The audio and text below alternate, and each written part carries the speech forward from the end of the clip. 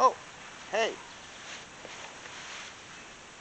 sitting here out in the hammock, enjoying a beautiful sunny morning and doing a little reading. And I thought, this would be a great time to talk about academic integrity.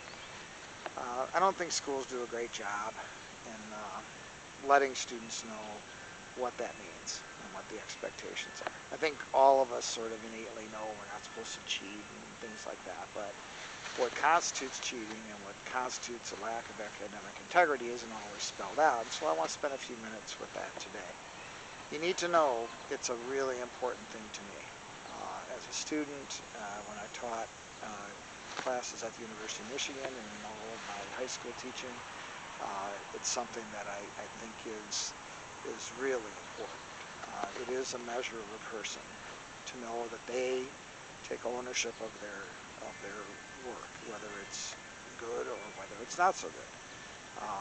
And however we try to take shortcuts on that question, you can think of as violating academic integrity. And there are some obvious things, right? Cheating on a test, taking notes into a test, copying off of someone else, those sorts of things. Those are pretty obvious.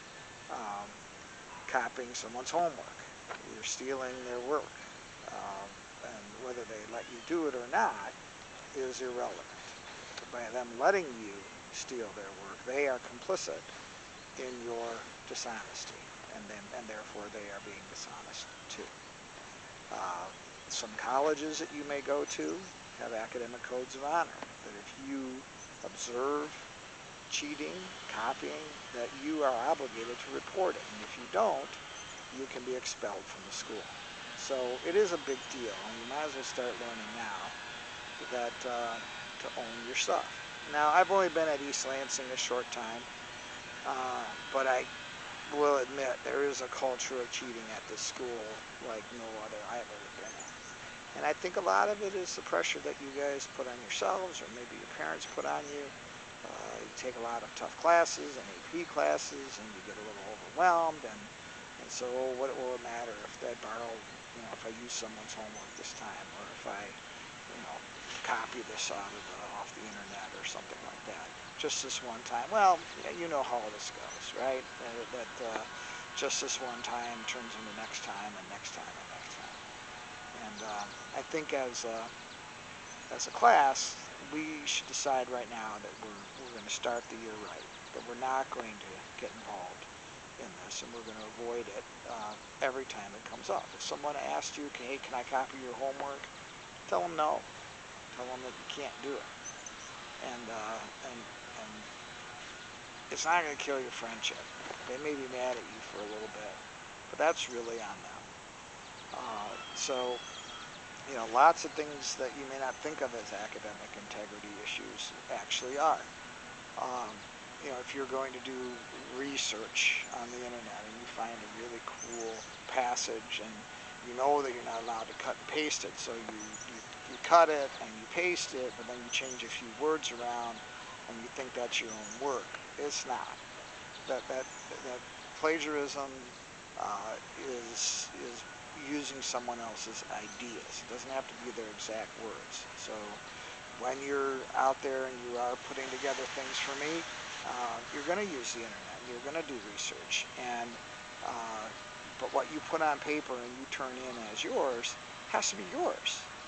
And if you need to quote someone, then you quote someone. But you can never say that that's your work. Um, and again, I get it. I understand, how often people trade homework. I have to grade papers, and I'm like sitting there rolling my eyes as I find for the fifth time the exact same thing as an answer to a question.